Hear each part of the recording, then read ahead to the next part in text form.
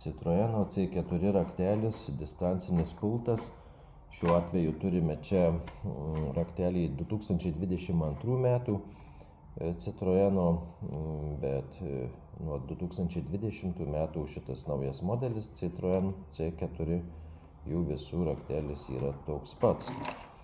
Tai žiūrėsime, kaip pakeisti bateriją, o čia parodysiu dar, kaip išsiima, patraukus šitą truputėlį mygtuką, galime ištraukti raktelį. Jeigu kartais mašina neatsirakina distancinio arba jį nereaguoja, tai visuomet galime ištraukę raktelį atsidaryti mechaniškai ir paprastai viskas sureaguoja. Taip, o dabar kitoj pusėje atsisukę, čia yra štai dangtelis, po kuriuo ir yra mūsų paslėpta baterija. Imkim atsuktuvą, kišam čia ir tiesiog paverčiam į viršų ir atsidaro.